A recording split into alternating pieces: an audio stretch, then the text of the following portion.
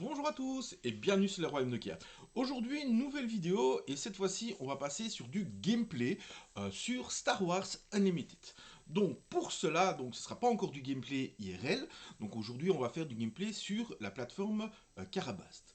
Donc pour cela, on va d'abord aller sur le site SWUDB, excusez-moi, pour créer, en fait, donc c'est Star Wars Unlimited Database, pour créer nos decks. Donc quand vous êtes sur le site que vous voyez là, donc vous pouvez vous inscrire, voilà. Et moi je vais aller dans My Deck et on va voir en fait tout plein de deck lists. Voilà, ça c'est toutes les deck lists que j'ai créées à travers le temps depuis un an. Aujourd'hui, on va jouer avec ma dernière liste en date. C'est la liste que je vais prendre pour faire un gros tournoi prochainement. Donc, on va jouer avec Luke Skywalker et l'ECL. L'ECL, c'est quoi? C'est la base énergie conversion lab. Donc, on va cliquer sur le deck et je vais pouvoir vous présenter un peu le deck que je vais jouer à ce tournoi et que je vais essayer avec vous aujourd'hui sur Karabast. Donc pour cela, on va d'abord présenter Luke. Luke, c'est notre leader, c'est mon leader, auquel je joue, qui a pour action de s'engager. Et si j'ai attaqué avec un fighter, un chasseur en français, je peux faire un dégât à une unité. Il va se déployer à 6, et quand il se déploie, en fait, ce sera soit une 5-6 sur le sol, soit plus 4, plus 5 en tant que pilote, et il a deux petites règles spéciales. La première, c'est qu'on ne pourra pas le tuer, détruire l'amélioration tant qu'il a amélioration. Voilà, donc on ne peut pas, avec un confiscate, par exemple, détruire l'amélioration, on ne peut pas le cibler, on ne peut pas le détruire, enfin on peut le cibler, mais on ne pourra pas le détruire. Et alors, s'il est accroché à un fighter, quand ils attaquent, il fait 3 dégâts à une unité. Voilà. Donc c'est vraiment pas mal. On va jouer avec le ciel, donc l'énergie conversion lab, qui pour action épique, une fois par partie, je peux jouer une unité, que je vais payer son coût évidemment, mais qui coûte 6 ou moins de ma main, et elle aura embûche pour cette phase. Voilà. Petit défaut, voire même gros défaut, elle a que 25 points de vie. Voilà. J'ai du mal encore avec les 25 points de vie. Comme vous le savez, je suis à la base, depuis le début de Star Wars, un joueur plutôt contrôle, un palpatine bleu. Donc moi, plus il y a de points de vie, mieux je me sens. Donc voilà, parfois je me laisse encore surprendre, mais on est là pour apprendre. Donc vous allez voir que ma force, qui est donc en rouge, vert, blanc, et oui, je suis passé du côté lumineux de la force. Mon cœur me fait mal, mais voilà. Donc on va avoir une partie d'unités pour le ground, donc pour la Terre. On a beaucoup d'unités spatiales évidemment, et on va avoir que 9 events. Voilà. Mais des events très importants. On va commencer par la première unité qui est Nien Numb. Alors c'est une petite unité 1-2 pour 1, voilà, qui peut se mettre en tant que pilote pour 1 qui donne aussi plus 1 plus 2. Mais là où il est intéressant, c'est que qu'il soit sur la Terre ou attaché à un de vos vaisseaux, il va donner un plus 1 plus 0 à votre unité ou à lui-même pour chaque autre pilote et upgrade. Donc c'est intéressant parce que là, donc ce sera des pilotes, que ce soit des pilotes à pied ou en upgrade. Mais quand il dit aussi et upgrade, ça peut être n'importe lesquels. Donc les boucliers, les plus 1 de l'expérience, ben, ce sont des upgrades. Donc ça, voilà, ça peut vite monter. À côté de ça, on va avoir Luke Skywalker, You Still With Me. Donc 3-2, classique pour 2, c'est très bien. Ou pour 3 en tant que pilote, et c'est encore mieux, il donne plus 3 plus 2. Et quand mon adversaire va gérer, ce soit lui ou le vaisseau sur lequel il est, eh ben, il va pouvoir aller du côté terrestre directement, engagé quand il arrive. Mais voilà, donc il a une sorte de parachute. Quand on parvient à le gérer, bah, il sera toujours là. Et ça, c'est très pratique. On va évidemment avoir Sabine. Donc Sabine, c'est pour 2 mana, enfin 2 énergies, c'est une 2-3. Qui, quand en l'attaque, elle fait un dégât de dommages au défendeur ou à la base, très agressif. Et si elle dit que si vous avez 3 aspects parmi tous vos autres unités, en fait, on ne peut pas l'attaquer. Sauf si elle gagne sentinelle, donc si on lui donne sentinelle, voilà. Mais sinon, si on a 3 aspects, donc ici ce sera vert, rouge et blanc, parmi nos autres unités, eh ben on ne peut pas l'attaquer. Voilà. Bonne agressivité. Cassian Andor, donc Cassian, l'unité qu'on adore mettre en ressources. Pourquoi? Donc c'est une 3-5, tout simple, pour 3. Mais vous pouvez la payer par 5. Et quand vous la payez par 5, en fait, quand elle est en ressources, en fait, vous la hop, faites revenir sur le terrain, mais elle devient ready. Et donc, c'est assez pratique pour la faire. Vous vous attaquez, vous attaquez, vous attaquez, votre adversaire parvient à gérer tout. Ah, ben il arrive à gérer, ok, c'est pas grave, il est tape, il a plus d'énergie, bim, un Cassian Andor arrive, et bam, il refait encore des dégâts. Donc, généralement, Cassian Andor, il va arriver, et il va faire très mal, et en même temps, ben, c'est une unité très chouette, parce que quand vous l'avez pioché, vous savez que vous n'avez pas à vous casser la tête sur savoir qui mettre en ressources, vous allez mettre lui. Voilà. C'est vraiment pas mal. On va arriver à la star du set. La nouvelle star, c'est Chewbacca. Alors, ce petit Chewie, hein, cette belle boule de poil, ben déjà pour 5 mana, c'est une 5-6 du côté terrestre, ce qui est déjà très fort. Vous pouvez le mettre en pilote pour 3, et il va donner plus 3 à une unité. Donc ça, c'est vraiment... Oula, je suis parti. C'est vraiment excellent. Voilà. Mais en plus, il a une petite règle spéciale qui les joueurs bleus vont adorer, hein, les joueurs contrôle vont adorer, c'est que cette unité, alors que cette unité, que ce soit lui en tant qu'unité ou l'unité que Chewbacca même pilote, hein, ne peut pas être defeat ou retourné dans les mains par des habilités de cartes.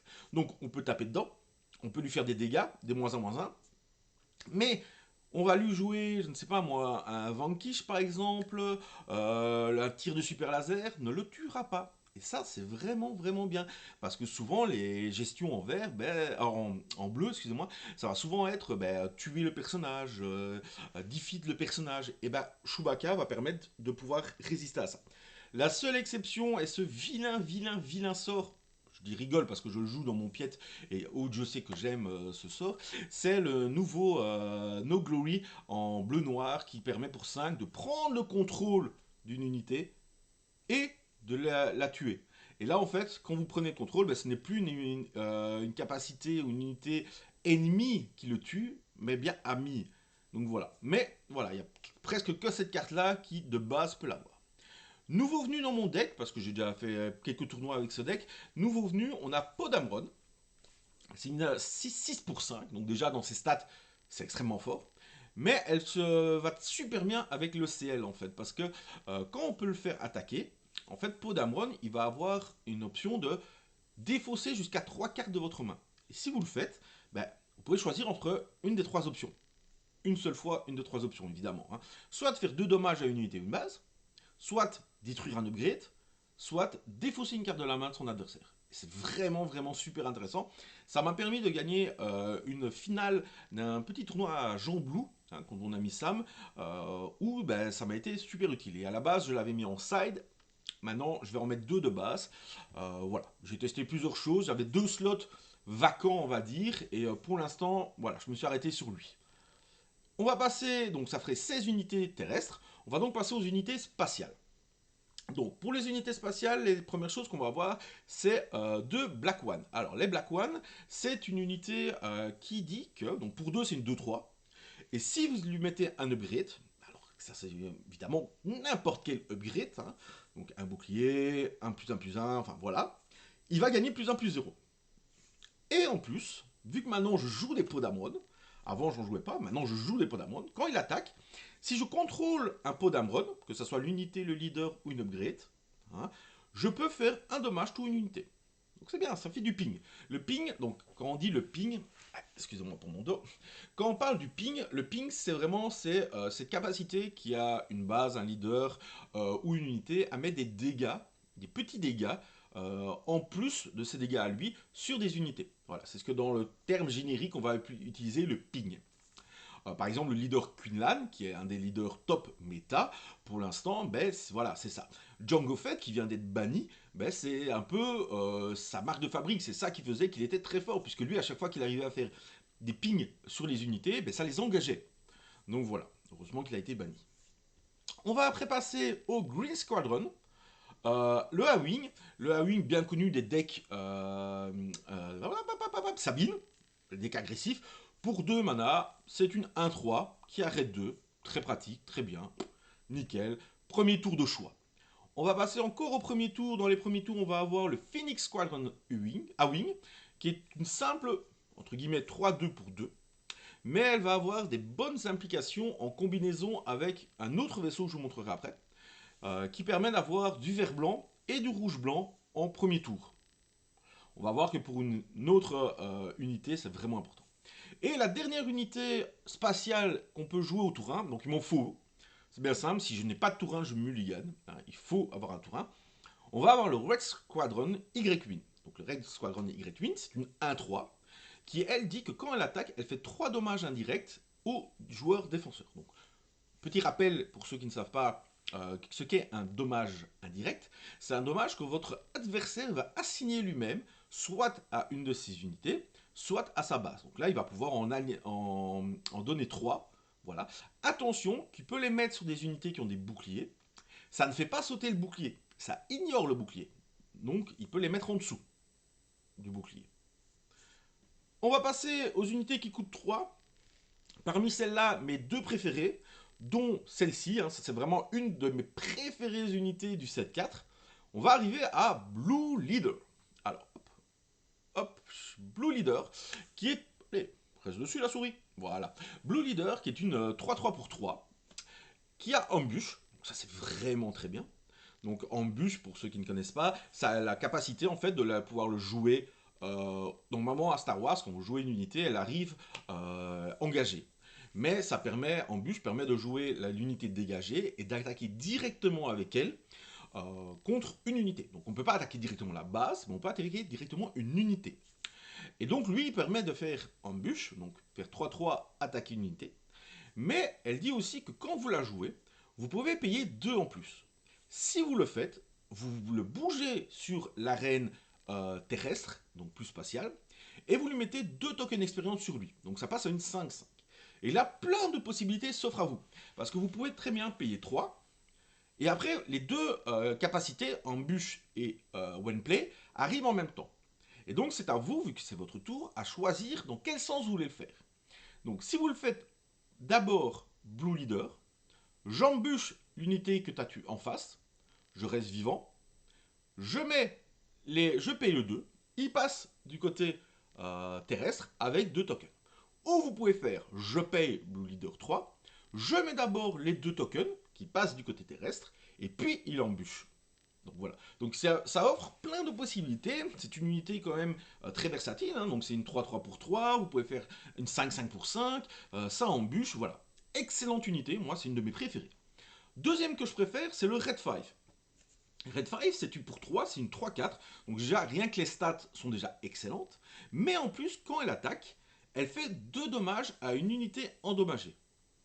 Et c'est vraiment excellentissime. Et j'aime beaucoup aussi parfois la coupler avec justement ma base, qui permet d'attaquer en embûche. Donc voilà, c'est vraiment, vraiment des chouettes. Vous attaquez avec une autre unité, fighter, vous pingez grâce à votre général, grâce à Luke, et bim, vous attaquez avec Red 5, bim, ça refait encore 2 dégâts. Et si en plus on a Luke sur Red 5, c'est encore meilleur, donc le Luke leader, parce que du coup, quand je vais attaquer avec Red 5, je mets 3 dégâts grâce à Luke sur une unité, et je remets 2 dégâts avec Red 5 dessus. Donc je peux mettre jusqu'à 5 dégâts sur une unité, ce qui est vraiment excellent ici. Après, on va avoir Red 3. Donc Red 3, alors Red 3 est une excellente carte pour l'agression. Hein. Donc on le voit souvent dans les decks Sabine agressifs. Donc c'est pour 3, c'est une 2-3 qui a Red 1. Donc Red 1, ça va plus 1, plus 0 quand on attaque. Et qui donne à toutes les unités blanches aussi Red 1. Ça tombe bien, je n'ai que ça. Donc vraiment, vraiment très très chouette. J'ai tendance à peut-être la jouer un peu moins. Parce que ça perd un peu de son impact, je trouve. Mais voilà, ça m'a déjà sauvé plein de fois. Excellentissime. On va avoir la nouvelle pépite, la masterpiece de Sabine. Donc, c'est une 3-3 pour 3. Blanche. Quand elle attaque, et c'est là que je vous expliquais que c'était important d'avoir un Phoenix Squadron par exemple, c'est que on va regarder, au moment où elle attaque, les unités qu'on a sur le board. Donc qu'on contrôle, hein, pas passer l'adversaire, dommage. S'il y a une bleue, on va se soigner de 2 points de vie sur la base. Si on a une verte, on va donner un jeton expérience à une unité. Et ça peut être sur elle-même.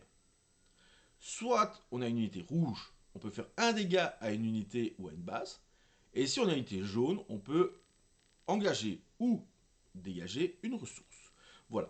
Pour une 3-3 pour 3 qui fait à chaque fois ça, c'est vraiment excellent. Une 3-3 pour 3 qui attaque quand on a un Phoenix Squadron vert, par exemple, et il passe pour 4-4 pour 3. Voilà, il peut faire des petits dégâts. Excellentissime en combinaison. Mais justement, avec le Phoenix, vous mettez tour 1 le Phoenix.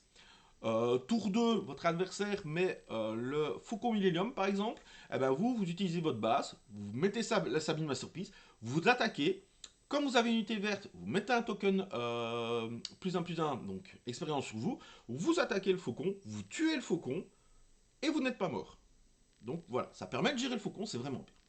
Après, j'ai de nouveau cherché un peu comment est-ce que je pourrais améliorer le deck avec des vaisseaux, sans pour cela que... voilà, il me fallait des cartes qui attaquent toujours, mais qui boostent un peu, qui aident un peu, et en fait j'ai remarqué que énormément de mes cartes sont rebelles. Et donc j'ai mis le Wing Leader. Hop. Le Wing Leader, ben, c'est cet avion, ce vaisseau, 3, qui coûte pour 3, qui est une 2-1. C'est pas grand chose, mais deux choses nous intéressent sur cette carte. Premièrement, elle est fighter, et donc ça rend parfaitement dans la synergie du deck. Et deuxièmement, ben, elle va donner 2 expériences tokens à une autre unité rebelle. Et donc ça c'est vraiment très pratique. J'en mets que 2 parce que je ne veux pas avoir un surplus de cartes de cette carte, hein, mais 2 c'est vraiment pile poil parfait. On va passer aux 9 events du deck. On va commencer par, pour la cause à laquelle je crois, alors ça c'est un running gag énorme des gens qui me connaissent dans la... dans tous les tournois belges et tout. Hein. Pourquoi? Parce que je déteste cette carte.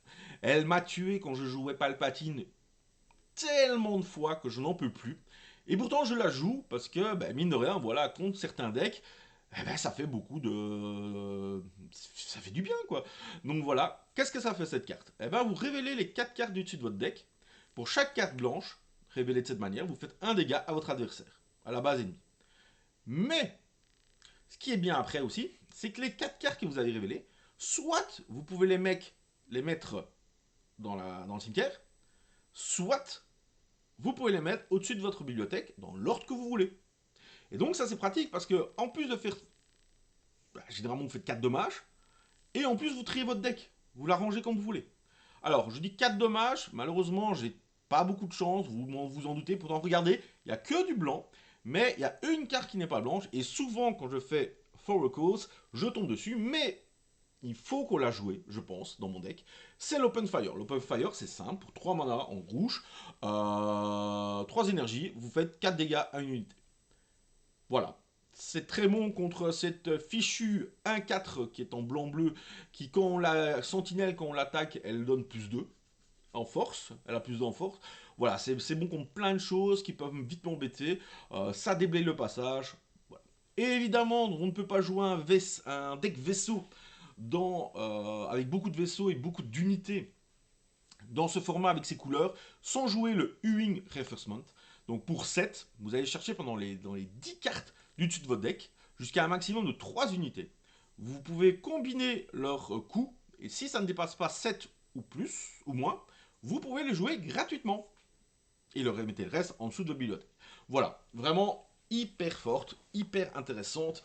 Et voilà, c'est ce qui fait tourner le deck aussi. Ça, en fait, c'est ce qui donne un second souffle à votre deck. Et c'est très important. Donc c'est vrai qu'on va avoir souvent tendance à la mettre en ressources quand on l'a trop tôt, mais gardez-en un, calculez bien. Parce que c'est vraiment la carte qui vous permet de finir une course contre un autre deck aggro ou qui vous permet de revenir après un tir de super laser ou quoi. Ou votre adversaire fait tir de super laser, vous faites une renforcement juste derrière, vous êtes mais bien et votre adversaire a des grosses gouttes de sueur. Voilà. Ça c'est le deck, 50 cartes, hein, qui tourne vraiment bien, moi j'aime beaucoup. Et on va s'attaquer au sideboard. Alors pour le sideboard, on a quoi? On a, vous pouvez voir, c'est 3-3-1. Je vais commencer par le Podamron, voilà, qu'on a vu là tantôt. Hein. Podamron, alors je vous avoue que après avoir mis les cartes que j'avais vraiment besoin dans mon side, je ne savais pas vraiment quoi mettre. Je me mets un troisième Podamron. Si je tombe contre des decks qui sont un peu trop terrestres, ça va renforcer le fait que je puisse l'avoir tout en main pour pouvoir le jouer avec le CL. Donc je pense que c'est très important. Voilà. Après, on va avoir quoi? Ben, on va avoir Bright Hope. Alors, Bright Hope, vous allez me dire, ouais, mais c'est pas vraiment une carte d'attaque. Mais Bright Hope, c'est pas grave parce que c'est une 2-6 sentinelle qui vous permet, quand on la joue, de récupérer une carte du côté terrestre. Et si on le fait, on pioche une carte. Mais ce qui est intéressant, c'est que vous pouvez récupérer un Chewbacca, vous pouvez récupérer un Luke, vous pouvez récupérer, enfin, j'en ai pas énormément, mais des cartes, mais qui sont intéressantes parce que si vous les récupérez, et vous pouvez après les rejouer en pilote sur lui ou sur une autre unité. Donc ça, c'est vraiment assez important. Vous avez un... Comment dire? Allez, même Blue Leader, qui est une non-leader Ground Unit, puisqu'il est dans le Ground, et hop, vous le récupérez, et hop, vous pouvez le rejouer. Embuscade, excellent. En plus, c'est une 2-6, ça tape pas fort, sentinelle, mais si vous le boostez avec un de vos... voire même votre leader, mais un de vos pilotes, ça peut faire très mal. Donc ça, c'est vraiment bien quand vous avez un adversaire qui est sur la même base que vous, vraiment l'agressivité aérienne, ça permet de pouvoir gagner une course.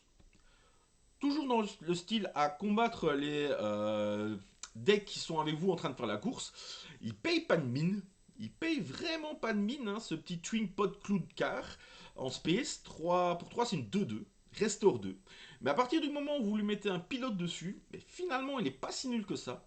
Et les quelques attaques qu'il va faire et qui vous permettent en Restore 2 de récupérer à chaque fois 2 points de vie sur votre base, eh ben, ça peut faire la différence. Ça m'a sauvé plusieurs fois.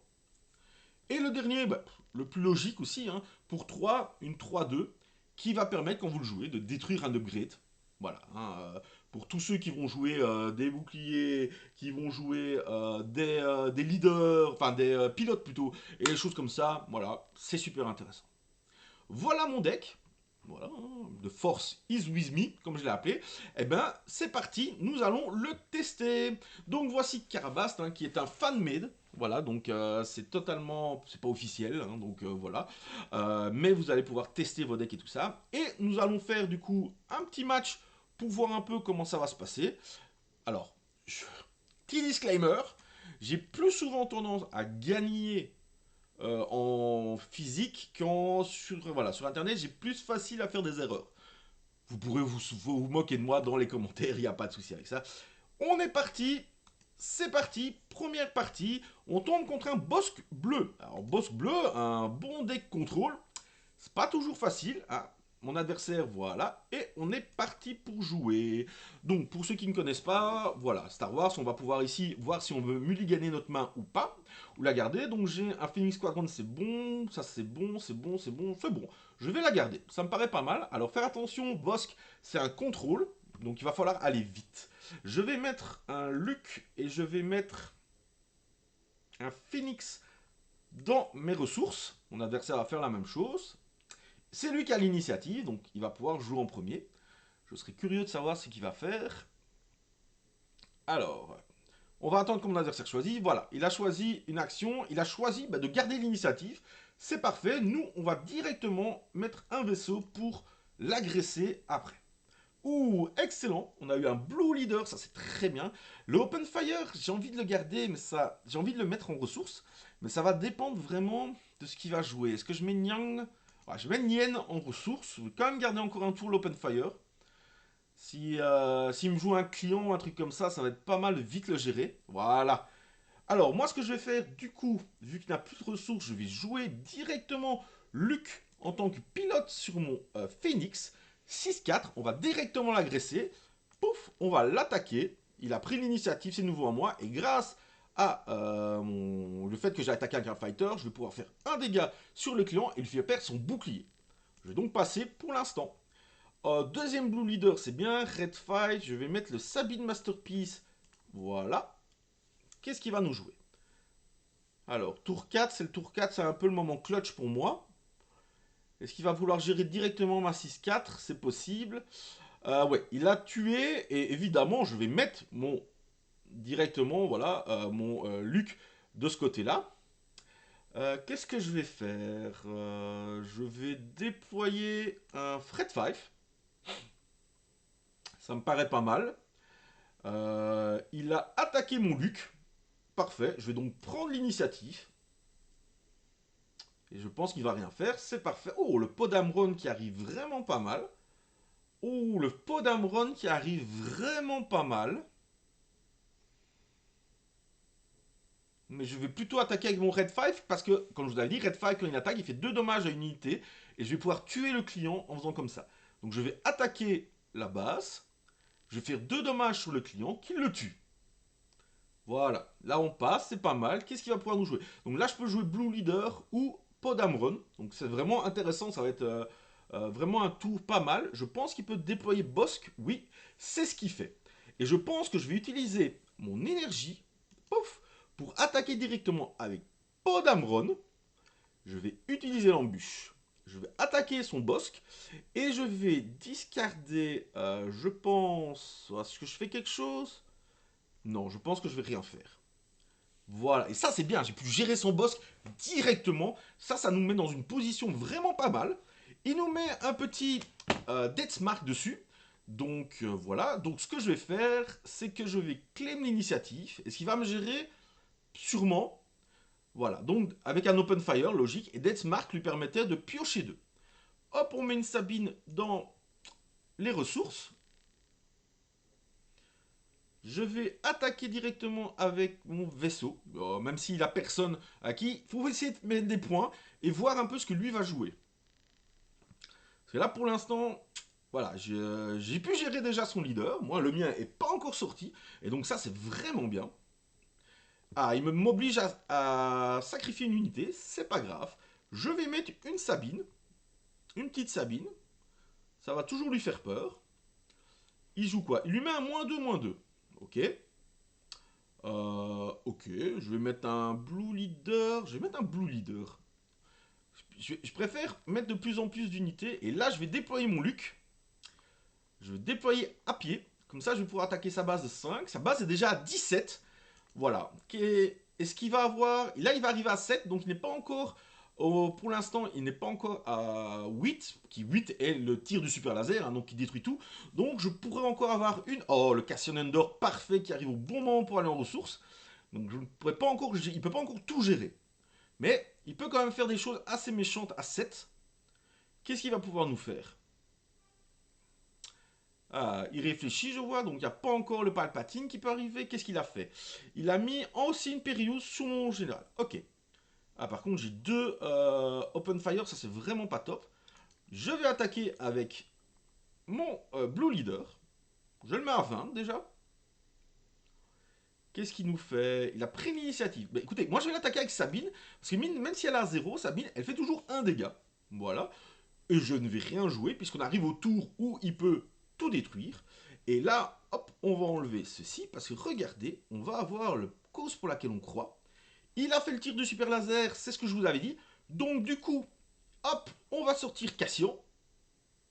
Parce qu'il n'a plus, il sait plus rien faire, il a juste pris l'initiative. On va faire 3 dégâts avec Cassian. On va déployer le Black One ou le Blue Leader. Le Black One. Et on va passer. Parce que ce qui ne sait pas, hop, on va virer le Black One dans les ressources. Ce qui ne sait pas, c'est qu'on a une cause pour laquelle on croit. Et la cause pour laquelle on croit, ben, il fera 3 dégâts ou 4 dégâts directs. Donc, est-ce qu'il va savoir gérer nos deux unités? Il n'en gère qu'une. Donc, on va pouvoir directement l'attaquer. On le met à 26. Normalement, on est bien, les amis. À moins qu'il gagne des points de vie, mais Vigilance coûte 6 à jouer, puisque Vigilance est 4 et 2 bleus. Ah, il met... Ah ben, il en a 2 en main. Eh ben, on va lui faire regretter en... Alors, priez avec moi, les amis. Priez avec moi qu'on n'ait pas d'open fire avec pour une cause, mais on en a une. Oh, on en a vraiment pas de chance, quoi. C'est pas grave. Ça, on va discarder. Ça, on va discarder. Ça, on va discarder. On va garder le U1 renforcement sur le top. On a vraiment pas de chance, hein. On a vraiment pas de chance. C'est pas grave. Regardez. On va... Et on peut ping le monsieur qui est là. On peut jouer l'open fire dessus, le détruire. Et on peut jouer un Nawing sur son côté. Et on va passer. Donc, il va se soigner quoi qu'il arrive. Je ne mets pas de ressources. 9, c'est largement assez. Hein. Je n'avais même pas encore vu qu'on était à 9, mais on a eu à chaque fois des cartes bien pour mettre en ressources. Donc là, il va vraiment devoir réfléchir parce que le problème, c'est qu'il est à 1 PV de mourir. S'il joue la vigilance, il va pouvoir nous gérer un des deux là et récupérer 5 points de vie. Donc on va le remettre à 2 points de vie. Où on a Chewbacca. Et ça, il ne le sait pas. Et ça, c'est bien. Ça, c'est excellent. Parce que s'il fait une vigilance, ce qu'il va faire, voilà. Il va soigner 5, il va me tuer un de mes avions. Normalement, le Green Lantern, le Green Squadron. Normalement, c'est le Green Squadron. Voilà. Nous, il lui reste 4. Hop, un Chewbacca en pilote sur le Black One. 6-6. Il ne pourra pas le gérer. À moins qu'il ait encore le -2/-2 qui nous engage. Que fait-il? Il prend l'initiative et il passe. Et oui, et nous le tuons. Voilà les amis. On revient au home et on a gagné notre partie. Voilà, donc je vous remonte un peu mon deck, hein. Donc le deck Luke Skywalker. Voilà, j'espère que cette petite vidéo vous a plu. Première de gameplay Star Wars. N'hésitez pas à me demander si vous en voulez d'autres. Si vous en voulez d'autres, n'hésitez pas à me demander avec quel deck. On peut le faire avec un deck pied de contrôle par exemple, la prochaine fois, ça me paraît bien aussi. Donc voilà, je vous dis à bientôt et surtout, amusez-vous.